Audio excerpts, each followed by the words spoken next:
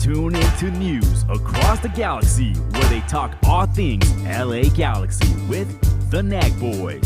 Let's start nagging. What is up, fellow G's and Tigres fans?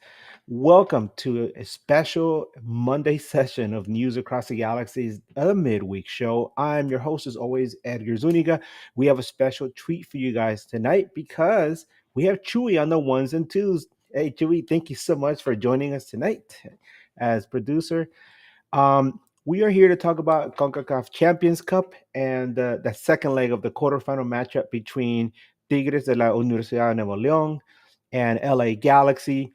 And to help us with that, we have very special guests all the way from Texas, Luis and Dennis from La U Times, covering Tigres in English since 2022. Welcome to the show, guys. Hi, Edgar. Thanks for having us on, man. Great privilege to be here and talk about the game we love. So, guys, tell me, yeah, we don't have that many English podcasts that cover Liga MX. We've had Gary from the Lions Den podcast that cover Club León, and we know about a couple others, Chivas del Norte, but we've never had the opportunity to speak to you guys because obviously LA Galaxy have only ever played Tigres once before, and that was last week. But now that you guys are here, please tell us how did you guys get started, and how did you meet, and how did the idea come up to cover Tigres in English? Yeah, so the idea was started by Arnoldo Lozano, who runs the podcast. He's the host of the podcast. Back in early 2022, he reached out to me to see if we wanted to collaborate on this podcast and basically cover content in English for Tigres. Our community at that time was growing, and we had seen a lot of interest from the English community to get content in English, and so we decided to put together the podcast back in April of 2022. And we've been doing pretty regularly since then. Initially, it started with Arnoldo and myself doing it, and as time has passed, we've added more members to the crew. Dennis being one of those that has joined in the last couple of years as well. So, Dennis, how did you get involved with Lou over here? How did you guys meet, and how did you get involved in covering the team? Were you always a fan of Tigres, or is it something that just happened? Yeah, I've grown up a fan thanks to some family ties. My mom went to La Universidad down in Monterrey for college, and so by default I had to become a fan. But I'm happy that I am, and Arnoldo had me on pretty early in 2023 for just like a one-off episode, and then pretty quickly that turned into regular appearances during that season where we won our last league championship. And so that's when I met Lou um, over the internet, and we've gotten to meet a couple times in person since then. So I help produce the show now. This is a much better production, though, I will say. I'm out here taking mental notes as to how we can make our stuff better. But yeah, I'm happy to be a part of what we got going on, and our crew is really growing. We have about 4 to 5 every single week, um, and I think we're gaining some good traction right now. So shout out to everybody who watches Low Times and supports our show. Yeah, thank you guys for joining us again. Like I said, usually the midweek show we have guests from different podcasts that cover MLS teams. It's been a big hit with a lot of the people that follow news across the galaxy because like I said, we have different podcasters from Major League Soccer, the U.S. and Canada, who come on as special guests. And not only do we get insider information about their clubs, but it's also an opportunity to learn about their club's culture and about some of the news that maybe you wouldn't hear because from an outsider's perspective, what do you know, right? There's people that cover the team day in and day out, and they know a lot of stuff that you don't know, and they can also teach you about the club's culture and some of the other history of the club that you would never know. And all this, what it does is enrich your knowledge of the league and the other clubs that are involved, so that you have a special appreciation for them. Now, whenever LA Galaxy has an opportunity to play an international opponent, I see that as an added bonus because not only are you learning about not just football in general, but you're learning about a team from a different part of the world and some of the other stuff that's involved with them. Like I said, we had got it before. We learned so much about Club Leon, what was going on with them, and now we have you guys on. So um, what's going on with Club Tigres right now? Because I've been hearing some rumblings about how there's things aren't so great right now with the club. I wish we could have had you guys on last week to figure some of that stuff out because I heard there was some stuff going on even leading up to that match. What's going on with Tigres, guys? Can you tell us? Yeah, so the biggest news we had this season was our coach Veljko Paunovic got fired pretty early on in the season. Actually, right before the Cincy game, uh, must have been 2 days before he got fired, and a player turned coach, which is Guido Pizarro. So Guido Pizarro went from being a player, one of our holding mids, and also a sweeper, and he turned into the coach. So he's now the head coach, and he retired officially. So we're kind of transitioning. Our players are learning his system, and we're just we're adapting to this new coach, to this new playing style, and that's kind of been the biggest turmoil. Besides injuries, we did go through a little spell there. We had about 7 or 8 players injured. So yeah, there's been a lot happening, but the team overall is doing pretty well.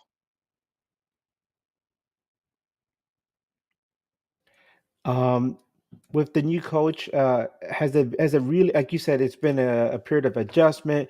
Is it something that you feel is going to get a little bit more difficult with time before it gets better, or is the team already showing signs of improvement as far as learning the new system? It's interesting because the first few games there was kind of a little bit of a bump, and then we had 2 games before the international break, the last FIFA break, where we looked pretty solid. And then in the 3 games since then, one of them being that first game against you guys last week, we haven't scored a goal. Like, we haven't scored a goal technically in over 270 minutes, but I'm counting that as 300 and whatever minutes because we didn't even score in a friendly in Lou's hometown a few weeks ago either. So um, it's been interesting. I think it'll get better. I think there's a lot of hope and a lot of promise in what Guido's doing, but there's also some roster decisions that need to be made in order to really get the best out of what he wants to do. And I think the current crop of players needs to be shuffled a little bit in order to make that happen. So in the summer, I expect us to be busy, both with incomings and departures. What were the expectations heading into the Champions Cup this time around? And then, because I know you guys face off against Real Esteli in the first round, it's a Nicaraguan team that has had some mixed success in the Champions Cup. They beat America last year before getting bounced, and then they beat Tigres this time before getting bounced. Was that kind of a surprise to you guys, or were you expecting Tigres to come back in the second leg? Um, and what were your expectations heading into this matchup against LA Galaxy? The expectations are always high with this squad just because the front office throws a lot of money at the squad, bringing in a lot of high profile players. So the expectations are always to win some hardware, but historically this team tends to underperform in international competitions. It's a known fact that we play to the level of the competition. So when we struggled against Real Esteli in that first leg, it really didn't surprise us because we're used to seeing that sort of behavior. Go back to like 2020, for example, we struggled against Alianza from El Salvador, and it took like a miracle goal from Nahuel Guzman for us to advance, and we ended up winning the championship that year. But it's always customary for us to struggle against weaker opponents in international competition. So it's not surprising. It's not surprising that we went on the road against you guys last week and didn't perform that well. I mean, we tend to have games like that. But when it comes down to crunch time, normally the team will step up and we sort of advance some way, I know you somehow. mentioned. Oh, sorry. Go ahead, Dennis. Oh no, I wasn't saying anything. Oh, I thought I heard you say that. So, I know you mentioned. I know against weaker opponents, and I know some Galaxy fans will be like, "Hey, how dare you!" Right? But the truth is, I don't know if you guys were aware, the team is in pretty bad shape right now. A lot of injuries. after winning MLS Cup, the team was pretty much gutted by Major League Soccer. I don't know if you guys are aware about the very strict MLS cap restrictions, right? So LA Galaxy, it was in the middle. This is a funny thing. They're in the middle of a rebuilding phase after 10 years of inept direction by former club president Chris Klein and another club staffer called Jovan Karofsky. They ran the team into the ground pretty much. There was a fan protest, and after the fan protest, the team finally listened. They got rid of those guys. They brought in a new general manager and Will Kuntz, and he has rebuilt the team. So the thought was, okay, they're in the middle of a rebuilding process. It's going to take 2 to 3 years. Guess what? They won MLS Cup right off the bat. So all of a sudden, these players are due bigger contracts, and there's more attention on them. And the MLS always does this. They come in and they ask for like your luxury tax, pretty much. Like, okay, you guys want, so we're gonna have to spread the wealth, guys. And so they gutted the team. Ricky Puig got hurt. He's the center of the team. He got hurt in the semifinal game, and he's out until like July, August. And then many other best players got spread around the league. We just saw Dejan Jovalic, who scored with the game winner in MLS Cup. He's playing now for Sporting Kansas City. He scored a brace over the weekend. Um, Gaston Brugman, he's doing great things with Nashville FC. We saw Mark Delgado now playing with LAFC. He's been a big deal for them because they're going through their issues as well. Um, so they brought in new guys, and some of those guys have gotten hurt, and some of the guys that were there before have gotten hurt. Um, so were you guys aware of what was going on with the LA Galaxy heading into this, and were you guys like, this is it? Is an opportunity to kick these guys where they're down? Um, were you guys disappointed with that 0-0 result, or is it more of like, okay, it wasn't too bad, let's get them in the second half? I would say I think we were very aware of what was going on. We were linked to Jovalic before he signed with Kansas City. We'd made an offer for him. Apparently, that's what Tom Boger, who I know is a big MLS reporter, had said right before he left for KC. So, and I've been very aware of all that's going on with Paintel just now coming back, and Royce being hurt. I'm really bummed about that. Can I just like side rant for a sec? I was really hoping that we would get some moments of Gignac and Royce on the field, but both of them are Yeah. hurt at the same time, which is just like such a bummer because those are both like legendary players in their own right. So, but yeah, we were very aware about what was going on and the current league struggles, and I'm sure we'll talk about it later. But the goalkeeping kind of crisis that y'all are going through right now with Yeah. with the young kid and McCarthy and all that. So I wouldn't say we were super disappointed in 0-0 last week.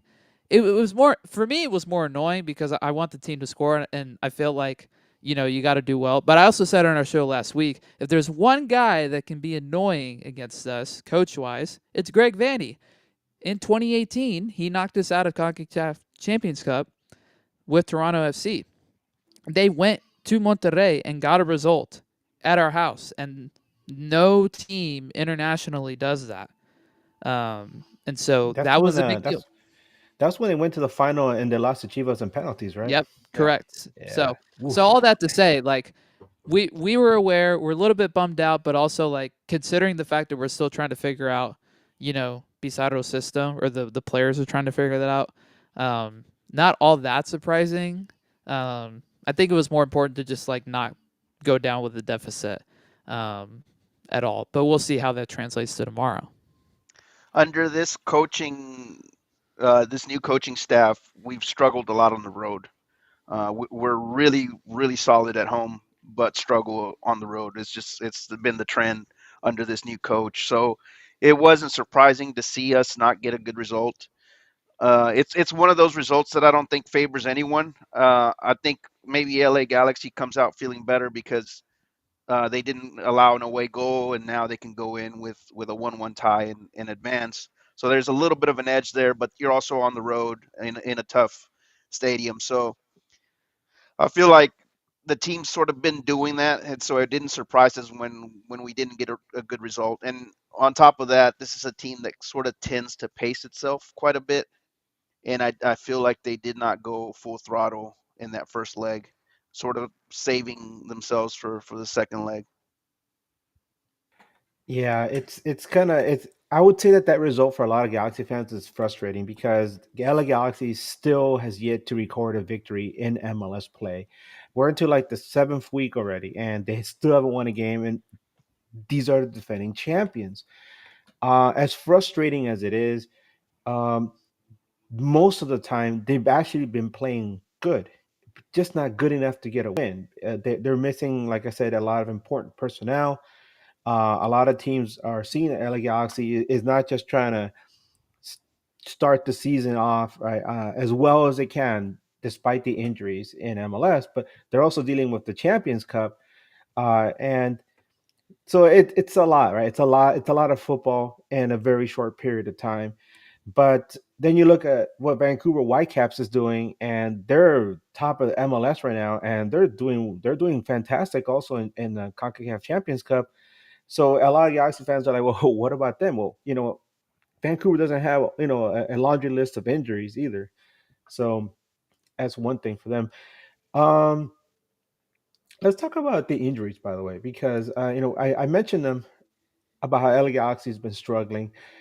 So this is what we know so far, right? So Ricky Puig is out until July, mid August at the latest, and who knows how he's going to be after that? Because I hope the good thing is that he's young. Young people tend to come back, bounce back from these injuries, and be okay. Mauricio Cuevas, one of our midfielders, he's out until mid May. Marco Royce, who we just spoke about, he's had mixed performances since being with the LA Galaxy. One of the great things about having him join the team last season was that Ricky Puig really wanted to do everything on his own. He wanted to play hero ball. He wasn't really buying into Greg Vanney's system until he got hurt in the middle of the season. Around that time, Marco Royce joined the team. He kind of proved to be a calming presence for Ricky Puig, kind of telling him, "Hey, take it easy. You don't have to do everything. You got to, spread the ball around." And around that time, Gabriel Peck, the Brasileiro, he started playing a lot better. Started scoring a lot of goals. Jose Paintel, who had started the season really good and had taken a dip, he started scoring goals again. So did Daniel Leach. Um, but now Royce is out, and he's gonna be out until early May. Lucas Sanabria, a gifted young player from Club Nacional in Uruguay, was brought in to fill in that void by Ricky Puig. In the second week of the season, he was fouled really hard in Vancouver. He fell, broke his collarbone. He's out until early May. And then the latest two injuries that we got, Gabriel Peck got injured in the game against Tigres, and then so did Maya Yoshida, our captain, who last year played every single game. So LA Galaxy is really hurting right now. A lot of fans are frustrated, not just because of the results, but because of all these injuries. Joseph Painter came back, and sort of one of our wingbacks, and John Nelson. These are players that were important in the MLS Cup run last year. But then you look at everyone else that's missing, and a lot of people aren't too optimistic about the match tomorrow night. But what can you tell us about Tigres? Is Tigres doing pretty healthy right now, or are they also dealing with any injuries?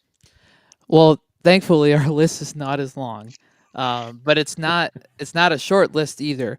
Um, our main man Andre Pierre Guignac has been out for most of the season. He got a surgery. Um, I think about a month into the season, and he tried to rush back into it and ended up kind of hurting himself again. And so there's no timeline on when he's coming back, but he's definitely not coming back tomorrow, and probably not for our big Clásico game at the weekend. Our center back Diego Reyes is also out, but he's a little bit closer to returning. Um, One of our midfielders who doesn't really play anymore under this new system, Juan Pablo Vigon, has been dealing with a stomach bug the last few days, probably from eating too much pizza, which is not a surprise.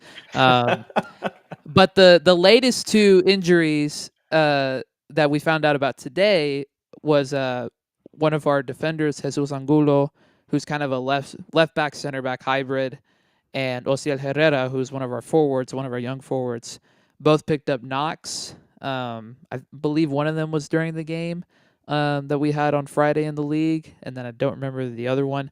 But they are questionable, I would say, at best for tomorrow. So again, thankfully not as long, but dealing with a couple things here and there, and especially if Angulo's out, that does affect.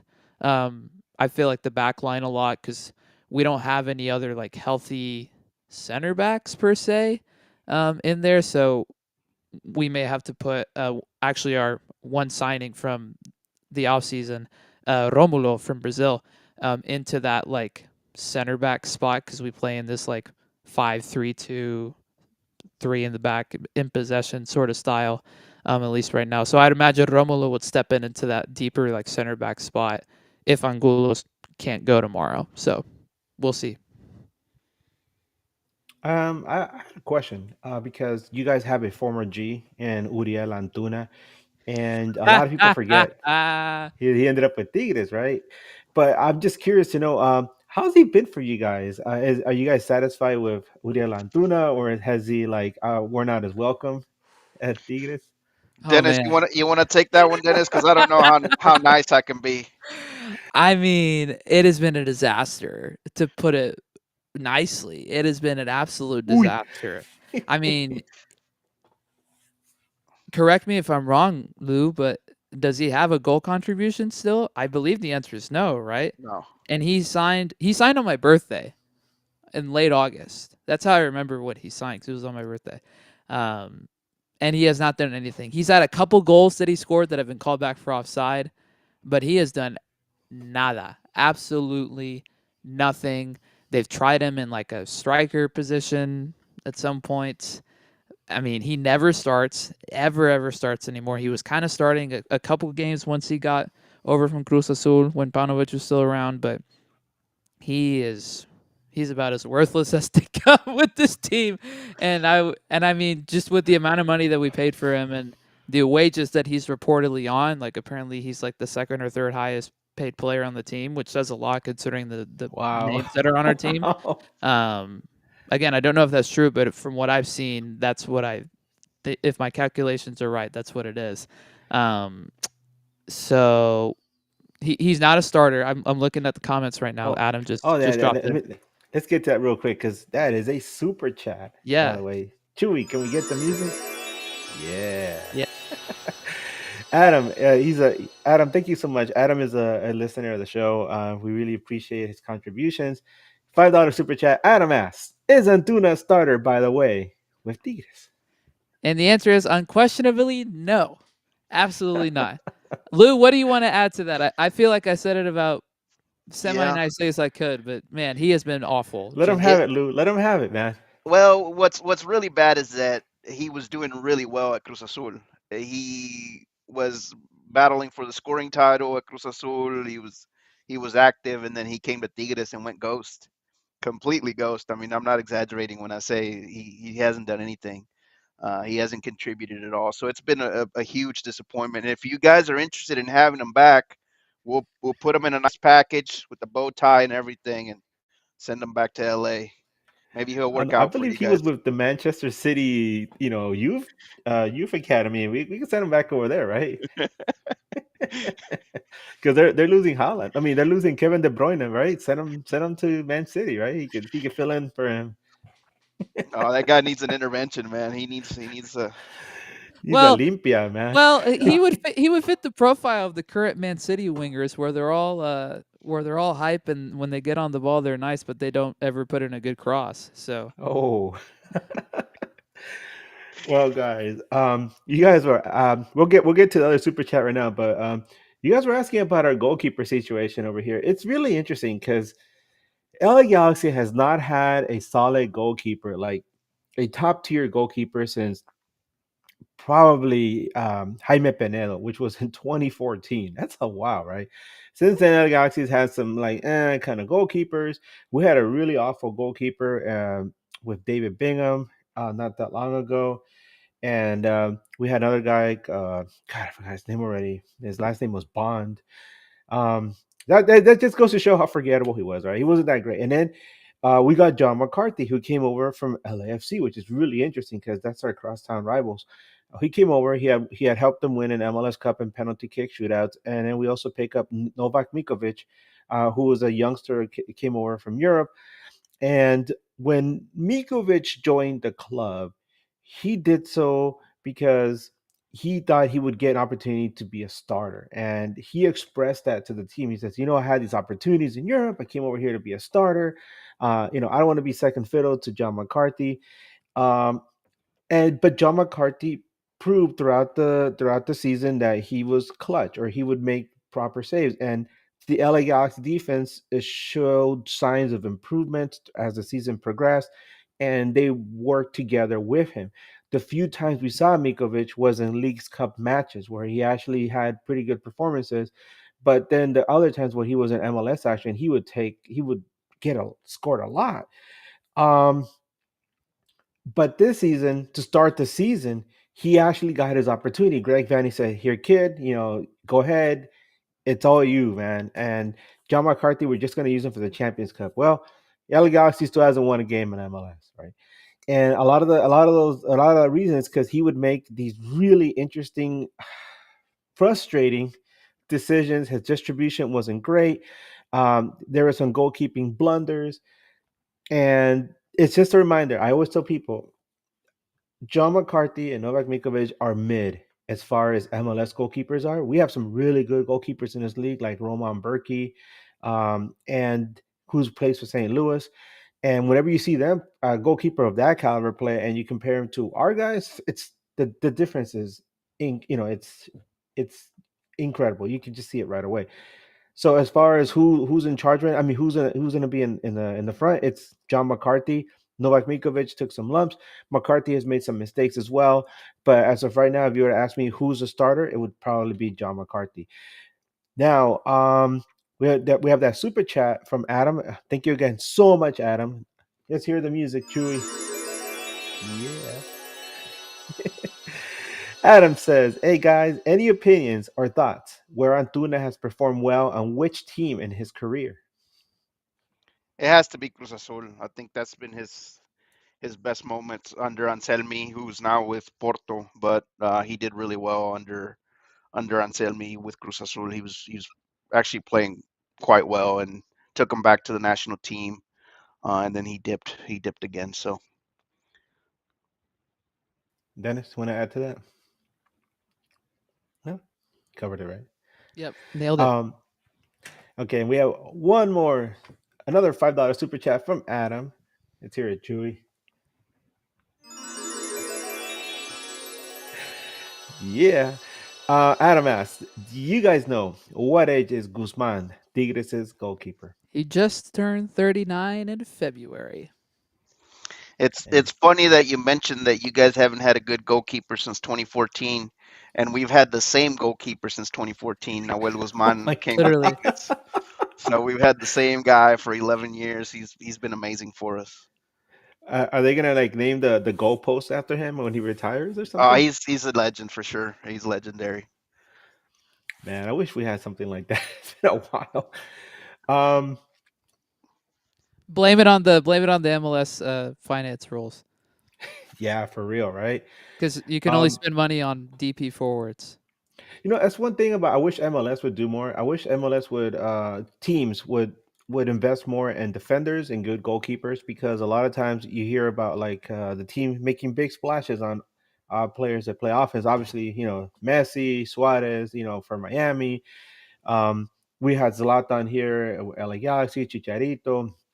I mean, that's awesome. I mean, you're going to score goals regardless, but um, when you have a solid goalkeeper or a really good backline, I think a lot of times that makes the difference in between championship team or a team that's just going to be good here and there. Um, so let's get into the ref report, because I actually did some research on this guy. His name, well, his shortened name is Selvin Brown. Selvin Brown, he usually referees Liga Nacional, which is in Honduras. He has worked 9 Concacaf Champions Cup matches since 2021, 8 of them featuring MLS teams. With Brown in charge, MLS teams have a record of 2 wins, 3 draws, and 3 losses versus other CONCACAF teams with a record of only 1 win, 1 draw, and 3 losses away. Brown's last match with MLS clubs was a 2-2 draw between Monterrey and Vancouver Whitecaps at Estadio Corona, which was on March 12th this year. That was a very interesting match because there was like a weird penalty called against Vancouver, which should not have been a penalty, but CONCACAF is gonna CONCACAF, right? That's we all know about that. Across all CONCACAF Champions Cup matches, Gonzalez has handed out 32 yellow cards, 2 red cards for an average of 3.55 yellow cards per match. He has awarded 3 penalty kicks. As far as Tigres is concerned, you guys have had dealt with him before. He was the referee in that first leg of the quarterfinals of the 2024 CONCACAF Champions Cup, which was a draw in Columbus between Tigres, a 1-1 draw. Any thoughts on the ref? I know you mentioned before we came on, Luis, that you really don't like referees in general, but does Selvin Brown strike a nerve at all? Not for me. No, I don't keep up with refs or refereeing. I try to avoid the conversation just because there's always some controversy, and I'm a stats guy, so I tend to not focus too much on things that are a little more trivial, right? It's your word against mine when it comes to refereeing, and it's kind of hard to swing a person one way or another when it comes to refereeing, as opposed to stats that are very, objective, very to the point. I mean, I've been telling people I've been keeping tabs on the referees and doing these ref reports for about a year, more or less. And it's kind of like reading the tea leaves, right? And trying to figure out what to expect from the weekend. And my goodness, if I found out that some reps absolutely loathe the LA Galaxy. We just had a referee a couple of weeks ago called John Fremont, and Galaxy, I think in like 19 matches, have only ever won twice with him, ever. Oh wow. And then there's other referees like John Chapman, where whenever he referees, people hate him, like, oh, that John Chapman, blah, blah. But the Galaxy only ever lost like once with him or something like that. So it's like, I mean, there's something there, right? There's like something going on. There's something in the brew. So that's why I look at these refs. I'm like, I wonder what we can divine from this, right? It's funny because I'm looking at the comments in our YouTube chat, and Alex, he's a good friend of the show, Alex Gutierrez. He asks, "Hey, how do you guys feel about Antuna?" I mean, we already covered that subject, but real quick, one word: how would you guys describe Antuna, Luis, Disappointment. Dennis? Disastrous. Damn. And alliteration, disappointment, disastrous. So, Hey, guys, it's like what your banner says: all facts, no feelings. right? No, but it's true though. It's fact and feelings, they collide. Well, guys, let's get into the tough part. Predictions for this match. Um, I mean, we talked about this last night on our Sunday show, and everybody's kind of like, "Yeah, dead man walking over here." But let's hear from you guys. What are your expectations for this match and a score prediction, please? Lou, go first because I'm thinking about it. So with the thing with Tigres is that at home we're just a different beast, and in international competition we've never been beaten at home. It's just our crowd tends to push us a lot, and we tend to have really good results at home. So I don't see us losing. That's to me, that's out of the question. I think at best what LA Galaxy could do is maybe a tie. But the trend I'm seeing is LA Galaxy has a really hard time scoring in international play and local MLS games. And Tigres is also having the difficulty scoring in the last 3 or 4 games. So I think we're going to run into a very low scoring game. I see Galaxy sitting in a low block, defending. I think they put up like maybe 7 defenders in that first leg. I think we'll see something similar where they're kind of in a low block trying to, maintain that 0-0 result that kind of helps maybe extend the game. I just don't see LA Galaxy pulling it off. I think they'll be at some point where the floodgates are going to open and we'll end up scoring. So I could see this game going 1-0 or 2-0 in our favor. Dennis? I think this goes two ways. I think we win 1-0. Tigres wins 1-0 in normal time, or this just goes to extra time. Like, I could very well, knowing the struggles of both teams right now offensively, I think it's very possible we end up at 0-0 at the end of 90 minutes. And that's the only scenario that this tie can go to extra time. And when after that, Lord knows. Lord knows. The last time we were in extra time / penalties in this competition was that Columbus matchup last year, and it did not go well for us because Patrick Schulte decided to turn into a god goalkeeper in the penalty shootout, and Columbus went on their way. So I'm hoping that we get the job done. I have confidence that we will because we are at home, and I was at the last Concacaf game at home when we played Cincinnati, and you could just tell that at some point something shifted. At least with Cincinnati. I'm not saying this is going to happen with Galaxy, but Cincinnati, like, they just weren't confident anymore, especially once after the first goal went in for us, even though they took the lead early on in that tie. I do expect us to come out on top, but I don't expect it to be pretty, knowing that, again, it's been 270 minutes since we've scored, and LA's had, their own problems offensively themselves. So, yeah, it won't be entertaining, I would say.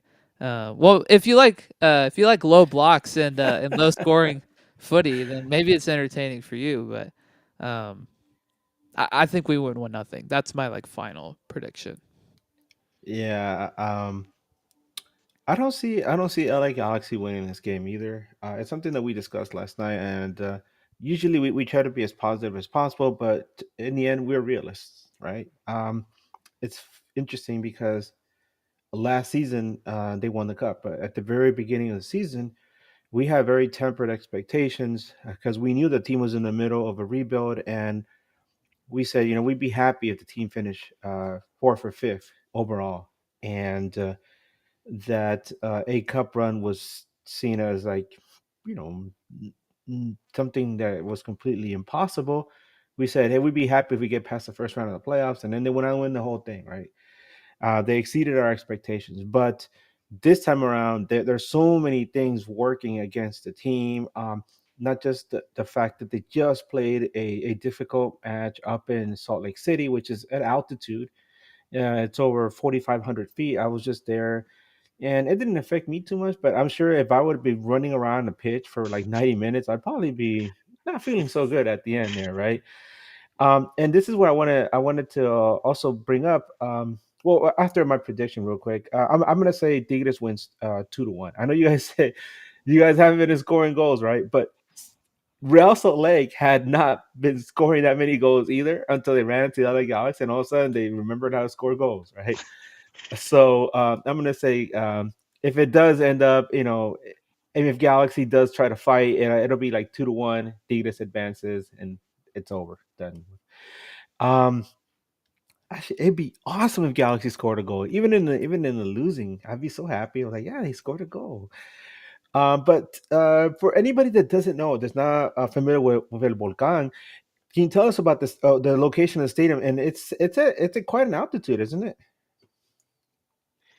You're gonna test my geography here, Edgar. But Cut you off guard. off the top of my memory, I want to say they're at 600 meters altitude, so it's not as bad as Mexico City or Toluca or Pachuca, those central cities.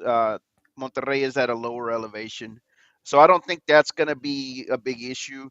Normally, what you have to worry about a lot in Monterrey is the heat, but Hmm.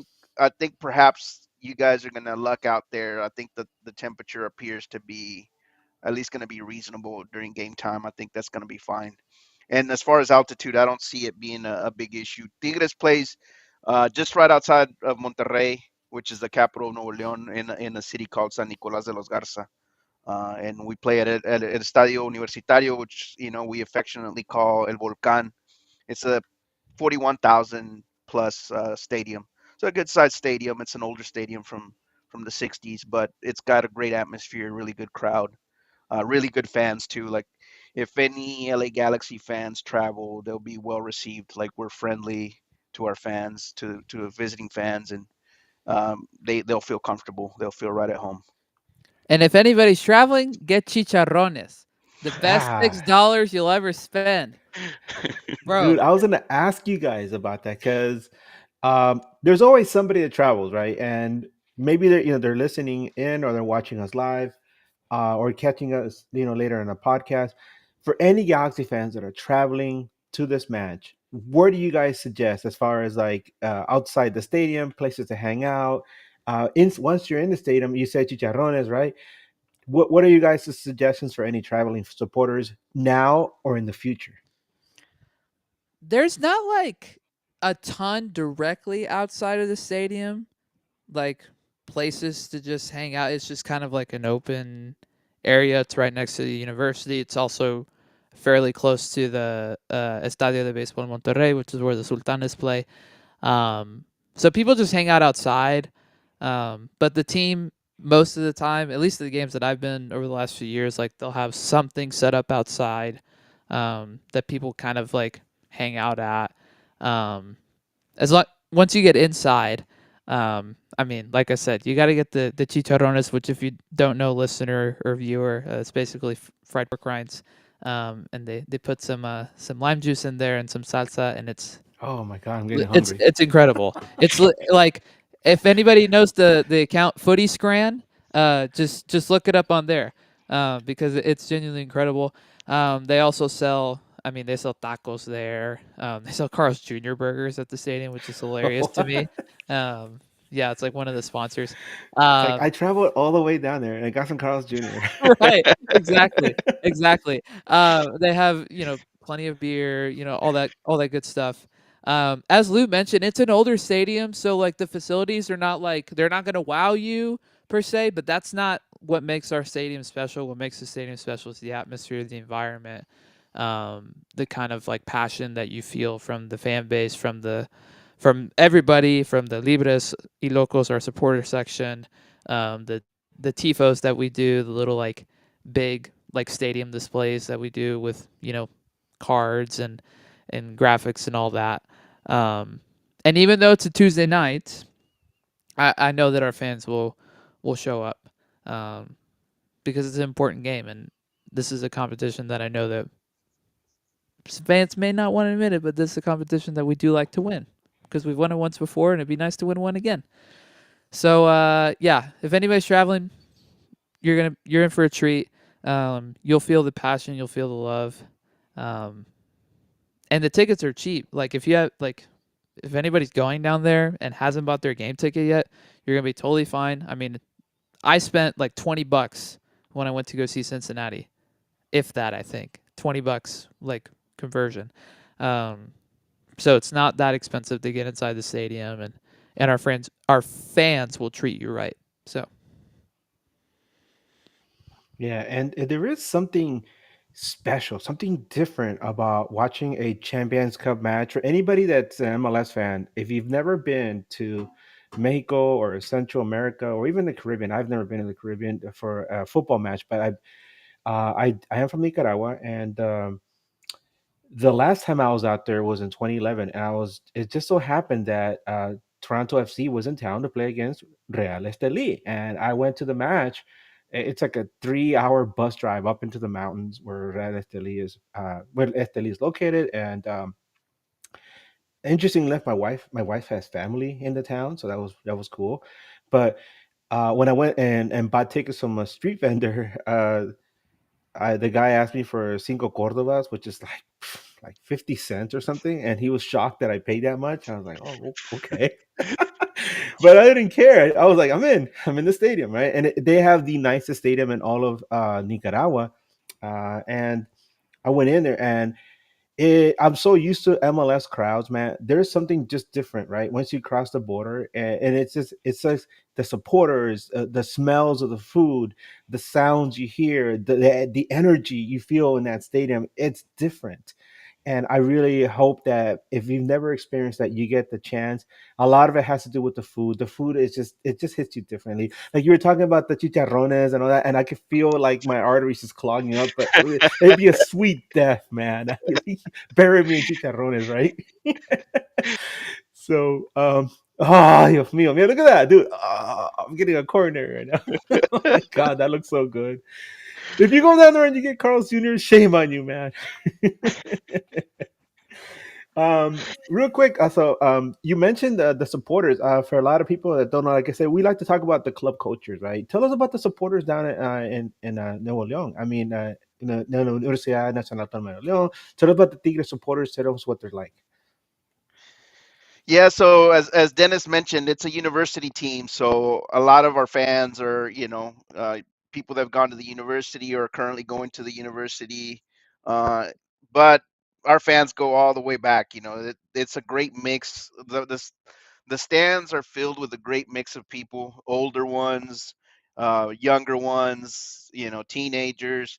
That's one thing that we're really proud of with our squad is that anyone can go to the game and enjoy it. You could be a Tigre supporter and enjoy the game, or you can be a visiting fan and enjoy the game because it's a family atmosphere. We're very loud. It's a very loud fan base. A lot of chanting, a lot of yelling, a lot of support from our fans. There's a supporters group. It's called Los Libres y Locos. They've been around since 1998. But there's, everybody that sits in sections. They're all kind of fans. They're all kind of supporters groups of their own. They've been there. They're season ticket holders. They've been going to the stadium for years. So it's a great atmosphere. Our fans are special, man. I think without a doubt, our fans are probably the best in the league. We're not huge like America or Chivas. They have a bigger fan base, but ours are very supportive, very loyal, and it's a great crowd. It's a great atmosphere. Like I said, if anybody travels, I think they'll enjoy it. And feel free to tag us on your photos, and we'll definitely retweet it. Anybody that goes, we'd love to share people's experience at the stadium. You mentioned, Edgar, how this competition kind of brings fan bases together. And I think that's important, right? Making connections. Even though we're rivals on the pitch, off the pitch, it's important to make connections, to network, get to know one another. And I think that's what's special about Concacaf, right? We get to meet you guys. This time around, we got to meet you guys. Earlier, we got to meet the people from Cincy Talk, which that was special too. So definitely love these type of competitions for that. Yeah, especially during these times when you know the the Cheeto in charge over here is making things a lot more difficult for people. I also call him the tangerine Palpatine. He you can't make enemies of our closest allies. Right? We love Canada, we love Mexico, we love Central America, South America, we love the world, right? But our closest neighbors, you can't treat our closest neighbors like that. And that's why when we have these footballing competitions, an opportunity to share that cultural experience for a sport that we love so much and we hold so dear. Um, Guys, thank you so much for joining us on such short notice, for coming on to the show. Hopefully, in the future, we get to see more of you guys, whether it's in Concacaf Champions Cup and Leagues Cup, which I'm not a big fan of, but when like you said, when you have that opportunity to meet fans from different teams, it's really fun, right? Because you get to learn so much about the other teams, and you get to share in this experience. Um, for anybody that's interested, that is a Tigres fan, and maybe didn't know about you guys or wants to know more about Tigres, where can they find you guys on socials? Okay, so we have a lot of accounts, right? So our podcast account is at la_u_times. That's Arnoldo. He runs the podcast. He's the founder of it. And on there is where we also do our podcast episodes, because we stream to YouTube, but we also stream to Twitter or X, however you call it, directly. Lou is at Tigres_English, and he's been like the OG English language account forever. Like even before the team put out the official account last year or 2 years ago. So follow him for sure. A couple of our other friends who are usually on the pod with us, Edgar. He's a guy with me up here in Dallas Fort Worth. Double Nation is his account, and then our friend Alfred from Houston. He's at Tigres Takes, and he's definitely the funny one of all of us with all his kind of wheels off stuff. I'm at just my name at Dennis Cartman Jr. Because I don't have a fancy Tigres account, but I do have my own podcast if anybody wants to listen to that, called Dennis and Friends, and sometimes I talk about soccer, mainly Premier League. But yeah, that's us. So. Come on, full of. Okay, nice. You know what? Fair play. Because what's funny about you saying that is Lou and I are both Liverpool fans, and so fair play to you for ending our 26-game unbeaten run yesterday. Kudos. I woke up in the morning and I look at my phone. I'm like, what the hell is this? They were at 3-1 at that point. I was like, what kind of bizarre world am I waking up in? Yeah. Kudos for sure. But that's all of us. And we're mainly on Twitter. Some of us have Instagram. Like I know Arnoldo has an Instagram account, and Alfred definitely does too.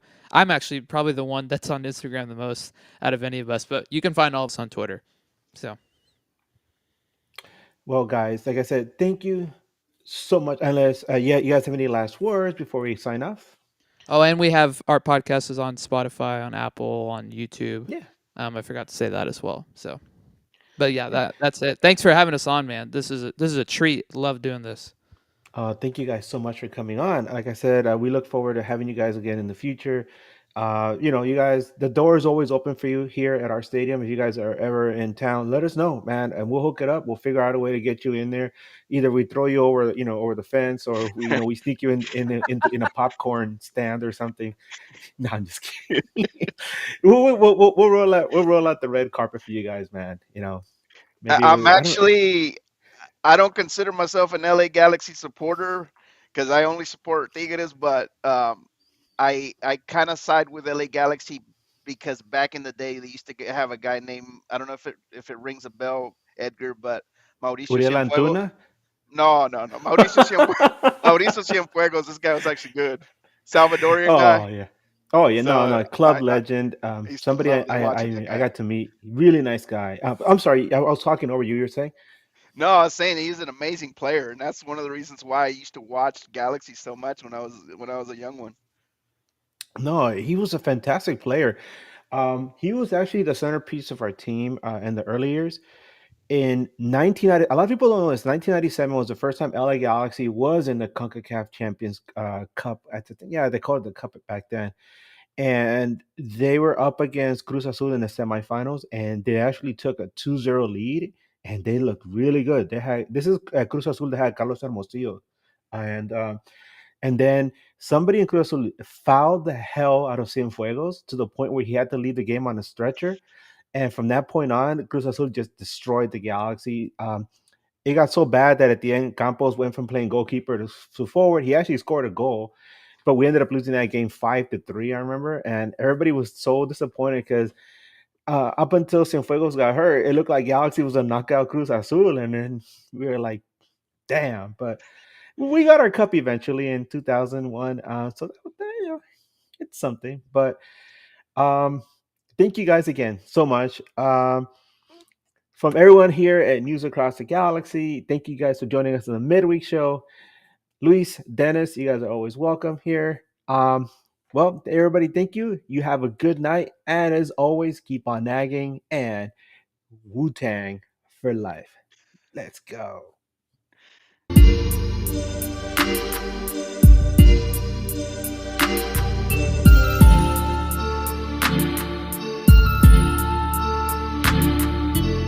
On NAGn.